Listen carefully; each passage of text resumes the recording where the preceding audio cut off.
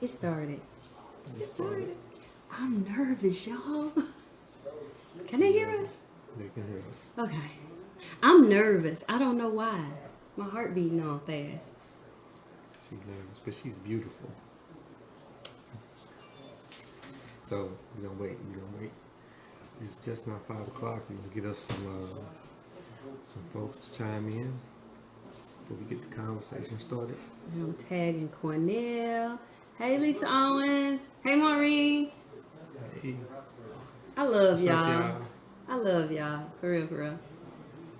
Who's that? That just popped up. I can't see. You know, we got on our glasses because we old.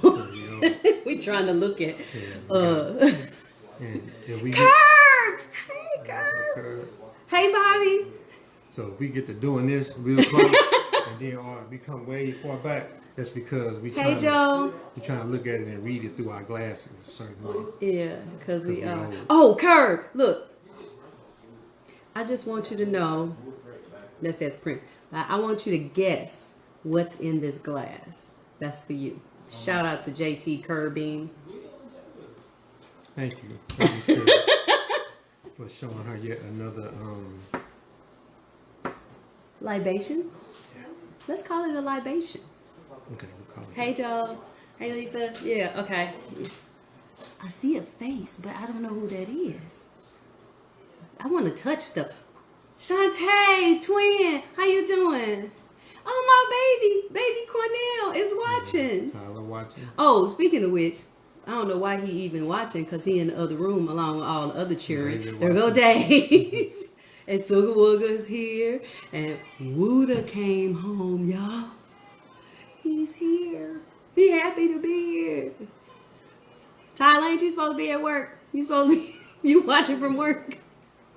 All right, stop dry snitching. Okay, I'm dry snitching. Yeah. My bad. Okay, so 10, is that a good number? That's a good one. That's a good number. Shonte said, hey, brother-in-law. Hey, babe, how you doing? I love you too, baby. Okay, so Big Daddy always had these lives, and they be kind of dope, you know, and then I don't really do a lot of lives. I just say a lot of stuff. And then people kept saying, why don't y'all do something? Why don't y'all do something? So we talked about it, and we said we gonna do something. Hey, Tiana. Hey, Tiana. Hey, Tess!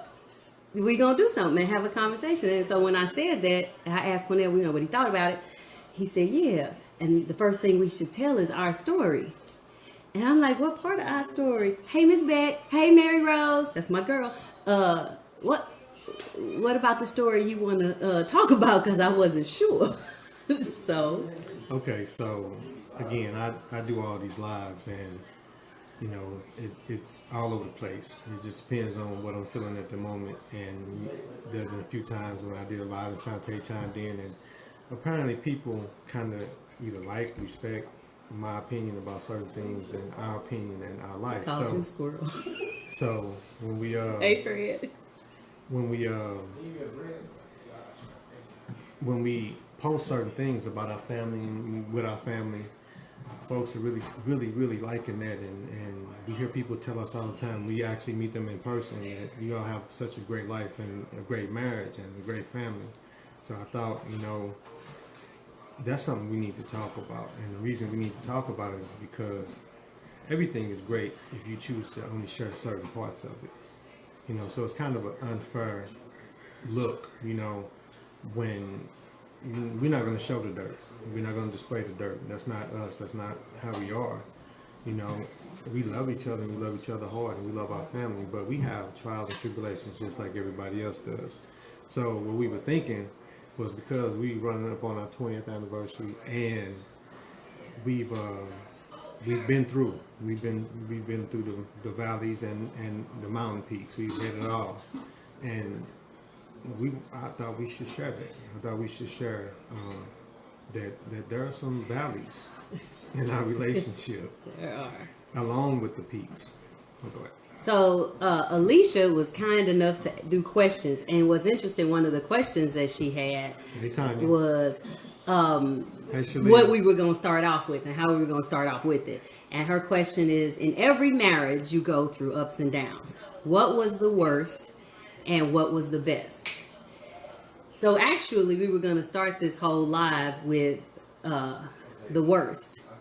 And, or you want me to tell it? What? The worst. About, damn, I don't even know how long ago it was. 5, 8, 10. Close to 10 years. Close to 10 years. Maybe a little over 10 years ago. A little less than 10 years ago. We sat in a room and we filled out all these papers. We decided who was going to get what, and we signed them. And we made a decision that we were going to be divorced.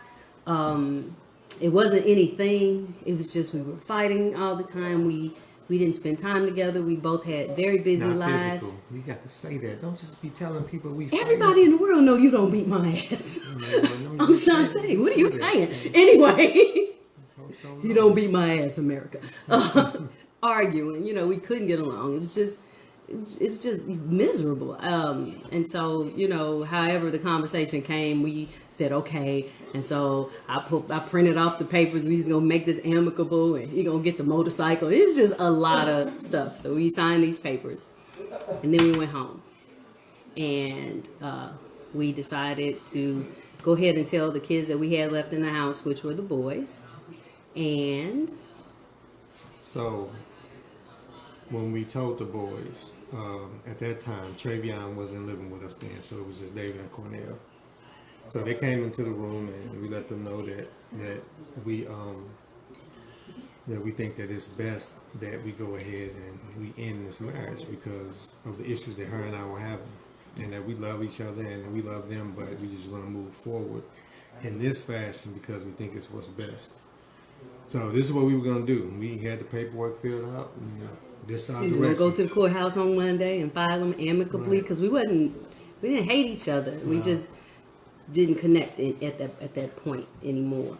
So that was our direction, and that was our direction until our boys told us, "No, you're not." Our boys. They slept on it. Well, they said, "No, you're not." They cried, and they begged. And I think they were 10.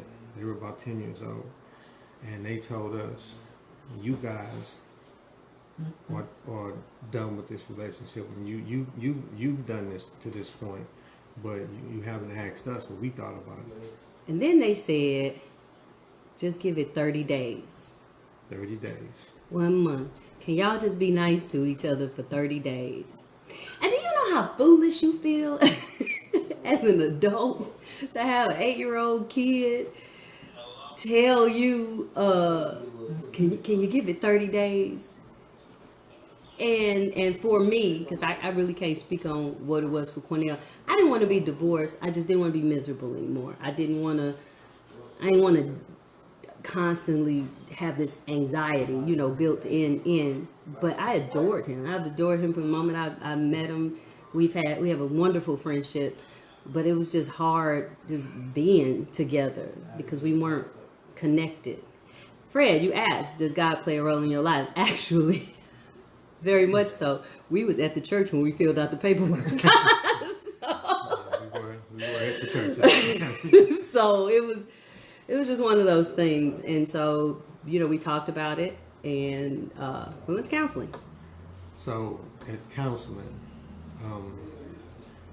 it did a lot. So for one thing it did, it taught us how to hear each other. Because what I ended up personally, and this is me, finding out in counseling, is that men and women speak 2 different languages. We from 2 different worlds, and this was the analogy that the counselor gave us. Men are from planet dog and women are from planet cat, and sometimes we just don't speak the same language. We need to figure out thing too. Yeah, we need to figure out how to make these 2 languages fit and meet. So sometimes, and she also told us about a picture. She said, "Well, look at that picture and what do you see?" And when I said what I saw, and she said what she saw, we saw it from 2 different perspectives. Mm-hmm.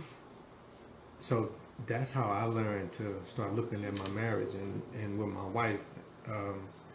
There's a different perspective, and in a relationship, you have to look outside of what's comfortable for you and what's normally what you would do in a situation or how you would like to see it, and try to see what they see. Yeah. And that's what counseling taught us. So. And she did this thing with a rope. And she said that, men, when communicating, there's this rope. And they slide from the top of the rope down. It's this, that, and the third. And it's real quick. And women, when they're talking, it's a weave. We got all them little things weaving to make the rope. And we got all these little things working in order to make that rope. And so the key was how to have a conversation where he can understand that I'm weaving and I can understand that it is or it ain't. And so after some exercises and some individual therapy as well, because we both went together and we went individually. And Black folks, we really need to stop thinking that therapy doesn't work. We really do. Especially Black men. We do. We think that's taboo, that somebody else is in our business and have to help us figure out how to move, because I'm sorry to interrupt you. No. But even in counseling, we went to counseling for our relationship as a married couple. But when we got there, we started talking about some things, and it tapped into something that I had, some scar that I had deep in me from my childhood.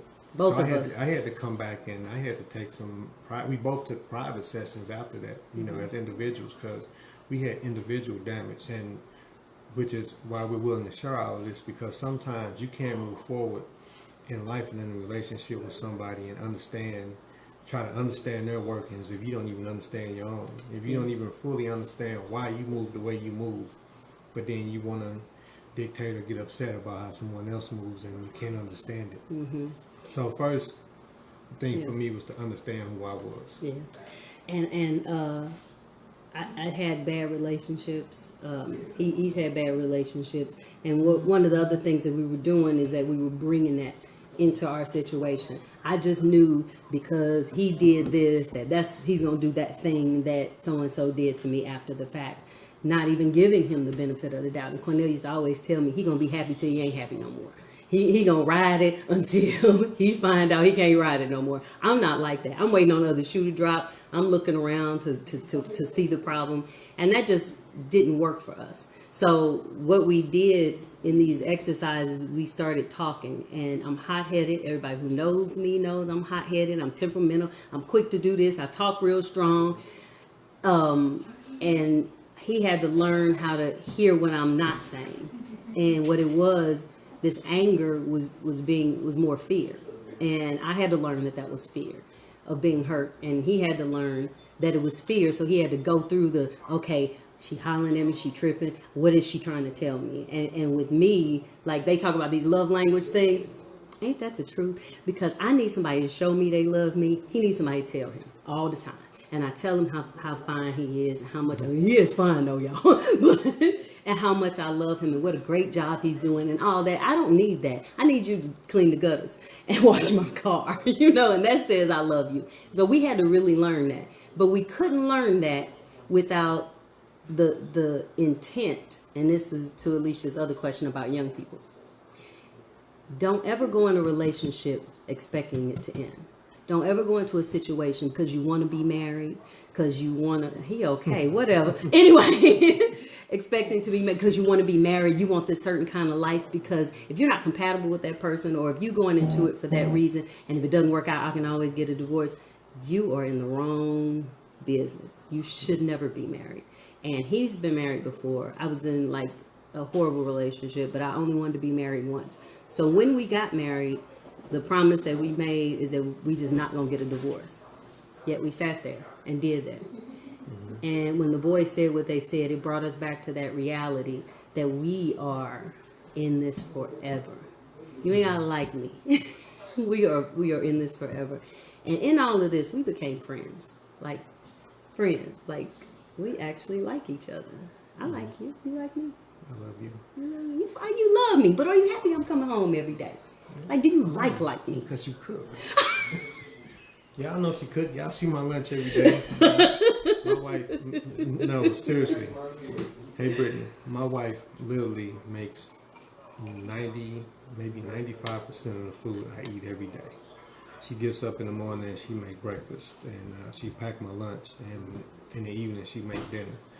So, you know, and I've never asked her to do that. That's what she do. And even if she has a business meeting in the evening, she'll order a pizza and have a pizza. And my only instructions is that I'm not in the shower when the pizza man get there. Dude, Domino's is dope. You can do that. I done sent pizzas to other states before.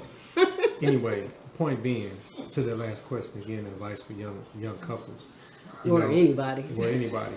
I honestly do believe that when you have an issue, or even before you have an issue, there's nothing wrong with seeking some counseling. Because what happened with us, seriously, it allowed me to see things from a different set of lenses.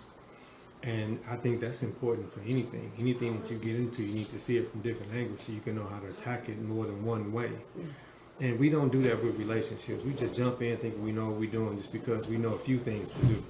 But after we get done doing those few things, then what are we doing? Yeah. You know, we've exhausted everything we know to do, and now we hit this brick wall, and we don't know how to get around it, over it, under it. We just stuck. So, you know, don't be too ashamed to go and seek that type of help. And also surround yourself with people who are on that same level. And, you know, I ain't real big on talking about haters and all that stuff. I'm real big on, if you are the smartest person in the room, you're in the wrong room. If you are the only happily married couple in the room, you're in the wrong damn room. You need to get in a room of people who have that same mindset of we gonna be together, we in this. I don't give a damn what you got going on, we in this. And there's this great story that we tell all the time that happened to us. We were in Tennessee, and we had just gotten married, so we in Tennessee with his people. Thank God for the Tennessee people. And so this couple was telling the story, and they were talking about how, you know, when they first got married, they had a whole... They were like in their 80s. Yeah, they were in their 80s, 70s or 80s. And they were like, they had this whole fight, right? And so she gonna leave. She went in her room and packed her bag, and she got her suitcase, and she walked into the front door, and he said, and so I'm standing there at the door with my suitcase, and I'm like, baby, where we going? And that was a profound, you know, to us, because we don't say that enough. Baby, where we going? Now, hell no, you're not leaving. You know, don't ever be in an abusive relationship. So this, we ain't talking about something that's toxic. We are just talking about relationships where y'all just don't get along. Right. You gotta be in it, like in it forever. And then everything today is so microwave. You know, back then love was different. You was in it. Yeah. You know, now, as soon as somebody sneezes and you don't like the sound, somebody packing a bag and they're leaving. You know, and the reason that because she keeps saying I chose this first topic to talk about. You did. The reason why I did that again is because, you know, people talk about our marriage as if it's the greatest thing, and it is the greatest thing. It is now. But it's only the greatest thing because we've been through all the other stuff. And it's still great even when we have our issues, because we know how to navigate through it. We know how to deal with it. But I brought that part up because I felt like we kind of selfish. And what I mean by we're kind of selfish with this relationship is because through 20 years, we didn't watch people fall into love, fall back out of love. We didn't watch the same people get married twice. We didn't watch. I didn't been in a wedding, didn't rented a tuxedo and everything else, and I'm in these weddings. I'm in a wedding, and then a couple of years later, I'm hearing about the divorce, and then I'm getting a couple of years later another wedding invitation from the same person. You know, and it's like, if we share more and have more dialogue like this and have these conversations, then maybe as a village we can help each other. Because, you know, to know that somebody else is going through, if you look at my Facebook page and you look at the stuff we post and you say, oh my God, why are we going through all this and they're not? Now we can go through some stuff y'all going through too. We just know how to handle it differently. And the only way we're going to learn is if we share. You know, if we don't share, I mean, that's just selfish. It's selfish for us not to share. So that's why we're here. Okay, so we only have two more questions. Who liked who first and who made the first move? That's kind of how. Yes, baby. How did we meet?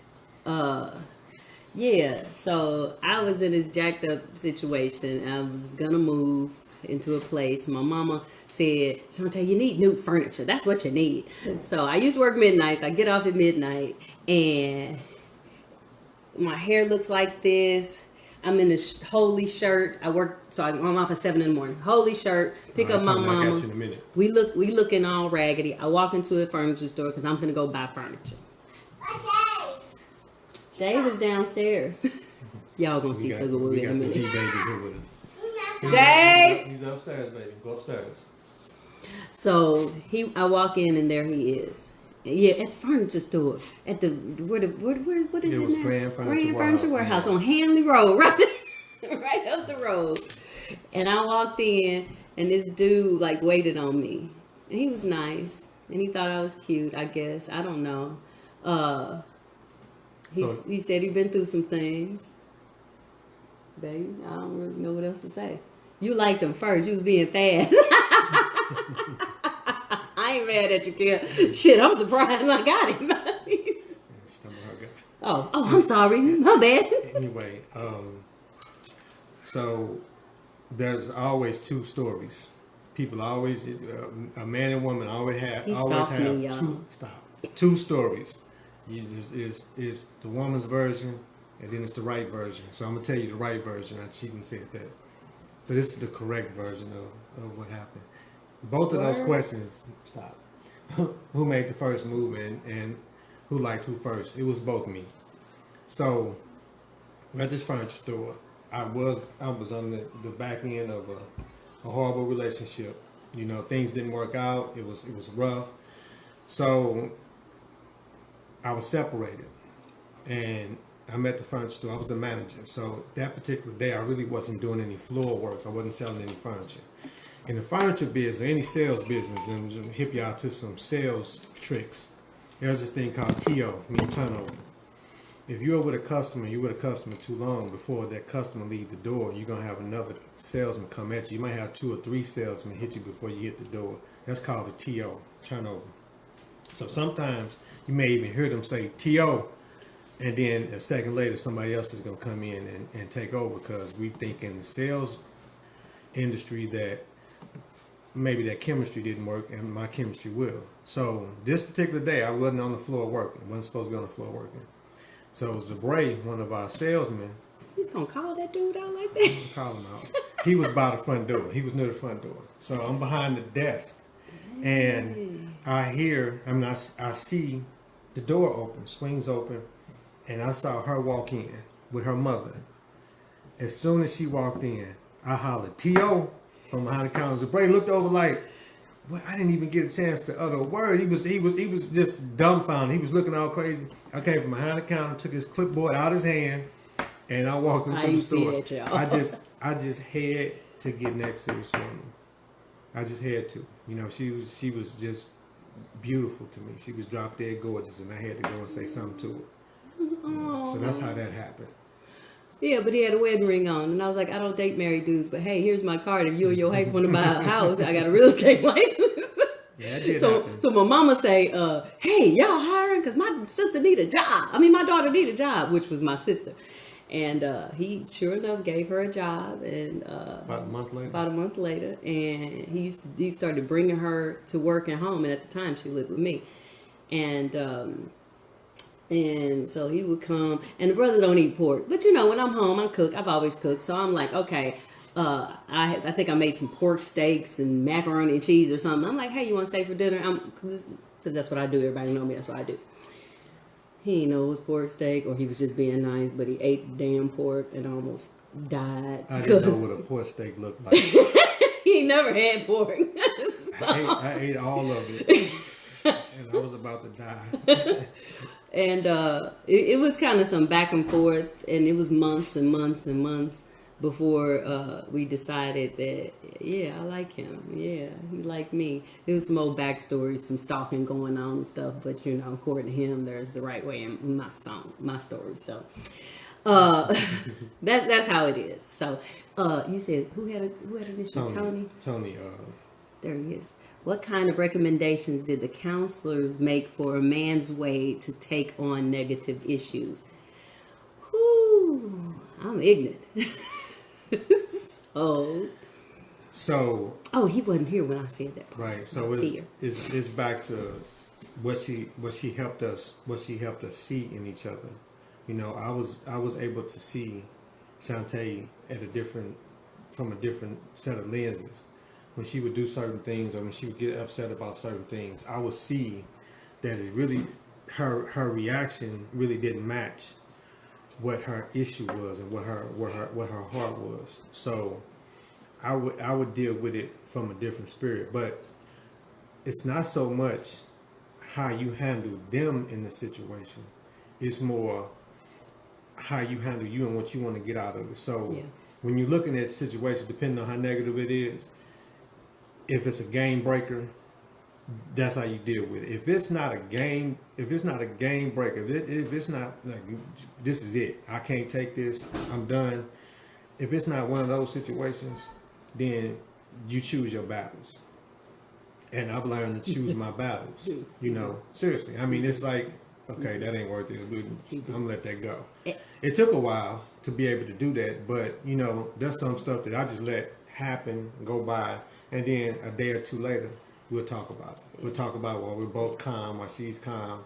I'll bring it to her and say, hey, you know, the other day, this, and this. Because if she's already there, ain't no coming back at that moment. You try to match it, then that's not gonna work ain't well. No coming back. So her advice basically was, if it's not a game breaker type of situation, then back off of it that day, and then come back at it when you're more calm and you can find the words to be able to have that conversation. And like I said, when I went for individual counseling, what I learned about me is that I only know anger. So when I'm sad, I'm angry. When I'm scared, I'm really angry. And when I'm angry, I'm angry. And so I had to learn how to feel emotion other than anger, and express that emotion other than anger in an angry form. This is an everyday thing for me. I don't necessarily profess to say that I've captured this, because I have moments, I've thrown things, I've acted a damn fool in public before. So if you love her, then you have to see through the emotion or the negativity to see what the real emotion is. And that's really all I can add to it as someone who goes through these things. Cornell perfect, y'all. He's so perfect. Yeah, I mean, pretty much. I'm probably perfect. Word. No, I got a whole bunch of flaws. Let me tell you. But I'm angry. You know, so. Hey, Tasha. You know, I know we're getting kind of off the topics that we had up here, and we only got a few more minutes. But I do want to share this though. One of the things that I had to learn, we were young when we met. I was 23. You know, and we had children. Don't forget about that. We blended a family. I had a daughter. He had 3 daughters. I'm sorry, I didn't mean to interrupt you. Right. But we came into a situation with 4 children. Mm-hmm. And then a year and a half later, we got twins. So now we have 6 children. And so the pressure of having a family with 6 children, you know, you don't get that honeymoon phase where you can, you know, really learn each other. And yes, we were young and raising kids immediately. And then coupled with that, when you're young, not only is it difficult to learn somebody else, it's incredibly difficult to learn who you are. You don't know who you are yet. I mean, in your 20s, you're still trying to figure it out.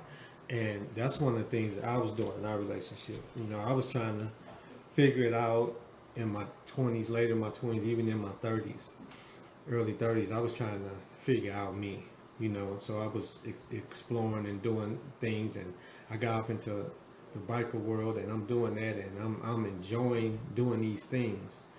And the one thing I thank God for is to have a wonderful wife like my wife. Serene. You know, my father wasn't there for me growing up, and that's one of the scars that I had to deal with the counselor. So one day when my boys were 6, Shonte came to me when I was doing my biker thing. Shonte came to me and she said, "You need to pay attention to your sons." That's the only thing she said. And that rocked me to my core, because I instantly thought about my childhood and my wife told me I need to pay attention to my sons. So when she said that, I think I became obsessed with their life because I did not want them to have what I had, and it hurt me when she said that because I was thinking, to this point, was I giving them what I had gotten? So I'm saying all this to say this. Again, people love our marriage. They love these lives, conversations I have. Just like folks tell us how amazing our sons are all the time. They are. But they are only that amazing because of the road that we took. Had my wife never said that to me, I probably wouldn't have been the man in my son's lives I needed to be on that level. And them papers would have got signed, y'all. But my point is, there's always something. You know, we wasn't just born and naturally good spouses, and we wasn't born and naturally good parents. We wasn't naturally all these things. We had to learn how to do this. We had to navigate, figure this thing out. You gotta keep trying. Yeah. Every day. And with that, you know, we've had some amazing situations. So the last question was advice for young couples. No, we did that not really. Oh, we did that. First move, every marriage ups and downs. Oh, yeah, baby. No. So the best thing. Oh, the best thing, I forgot. So the best moment, one of the best moments is what we've ultimately created. You know, our kids we have grown daughters, you know, and they're awesome. They are awesome, and I love watching their life. One of them is watching this live right now, crying. Hey, Brittany. Is she crying? Yeah, she's crying emojis, you know, everything is maybe emoji. it was laughing. I thought it was laughing. It was crying. Okay, I can't see. Anyway, and our sons are in college. Now, I don't know how many people know of a black couple, a black family that sent 3 black men to college at the exact same time. But that's what we were blessed to do. With our union, we were able to send 3 black men to college. They don't have records, they don't have babies, you know, and they're going to get degrees. So that's that's like the icing on the cake of our marriage to me. You know, is that we, through all this love that we have for each other, we was able to produce some individuals that are pretty decent people. Yeah, that's the best thing for me. Is to watch your children as much as, because I fuss. I'm the bad guy all the time, y'all. I'm always the bad guy, and so I fuss and I tell them, you know, don't do this, and I'm always this. And just recently, you know, I was fussing at David, and he was mad at me because he thought that I wasn't on his side and I wasn't this. But at the end of the day, when you go through relationships or when you in tribulations and trials in your life, what I tell my children is, I want you to learn where you tripped at in a situation. I want you to learn where you went wrong, where you made mistakes. I don't care about the other person. I don't care about the situation, quite frankly, as long as it's not detrimental. What I care about is how it built you, how it made you a better person, and what you can learn from that, so that when you enter into the next relationship or friendship or job or whatever, when you enter into that, you will be a better person from the bad situation that you were in. And so I feel blessed because I see, you know, Courtney and Brittany and Denisha, ooh, that damn Denisha, and Carmela, you know, really navigate through their adult lives as women and become so strong and learn great lessons and use those lessons to make them better people. And the boys, they are too. This was a transition for us because we by ourselves. It's quiet in here most of the time. But to watch them be able to go in this world and have a level of intelligence that says, what you saying don't make sense, and so I'm gonna make it make sense, or I'm gonna figure out how to make it sense. That's the best thing. That and the fact that I get to sleep with him. She always got to go there. She can't keep it PG-13. I mean, like sleep. Right. Yeah. Anyway, I get to lay on his chest every night. 2 things. Boys! He snores, though. Let him lay on his chest every Boys! night until he snores, and then I go to sleep, and then he goes to sleep, and that is the best thing. So 2 things for me. Yeah, she is nasty. Forget you. Anyway, Charles Smith, let me tell you something, man. I appreciate the compliment. This is real talk. I like that. But I saw that Bulldog family thing, man. You see this Kirkwood hat I got on, man? And we a family full of all my boys. What do you got on your face? What in the hell? This dude. Anyway. Yeah. So. But I am an honorary Bulldog though. So according to Lisa Owens. Yeah. According to Lisa. So we need a name and suggestions on what y'all want to talk about, and maybe we could do Sunday talks. So the boys want to say hi. Say hi. What to do? What's up? I don't know what the hell going on with this boy right here. I guess he's getting the pimples Can't keep his face pores right. He keeping his face together. You know, we come from a family of good skin. We good skinned it. We good skinned it. Anyway, let's think of a name. I'm trying to figure it out. We trying to figure it out. We asking you all to help us figure out what we're gonna call our Sunday talks. Hey, Serene. Hey, Serene. And that, and then let us know what you want to talk about. He got the T-zone area together. He got that on like a professional. Let us know what you want to talk about. Sugar Wugga, you gonna come say bye to America?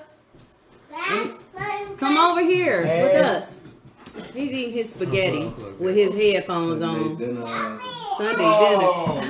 Sunday dinner is good. I like that. Come here. Bring it over. Bring it over. Hold on. We got to go, y'all. Anyway, it's a Bulldog thing. You know what I'm saying? I take it, man. I'm an honorary Bulldog, though. You know what I'm saying? I'm an honorary Bulldog. Ain't no Bulldogs on here. Do not play. But I don't know, Chris, if you saw the say yeah, he got a hickey. He fell. Anyway, I don't know if you saw the Bulldog video that they made a couple of years back at the picnic. I ain't in the damn video. But I'm in the video, and I'm in the video with this hat on. I'm just saying. Whatever. I took the video. Anyway. Kirkwood took the video over. Anyway, we love y'all, and thank y'all very much for having a conversation with us. We gonna try to do something every Sunday, like I said. Okay, you can do that, and say thank you. Say thank you, America. Thank you, Mama. You guys got something to say to America real quick before we go? Shout out to America. Team YS in the building. Download them on SoundCloud. Team YS, Bibby, the Lit Chronicles. I mean, we got some more that's finna drop. They got some more that's finna drop. We really in the lab, to be honest, people. Okay, y'all know Shout out to that. Brittany. Yeah, they have Fred. They grown up. Anyway, I don't know what the hell you got going on. We love y'all. Thank y'all very much. Mama, I for watching. love you. P.O.P. Hold it down. Have a good one. Shooting to, yeah.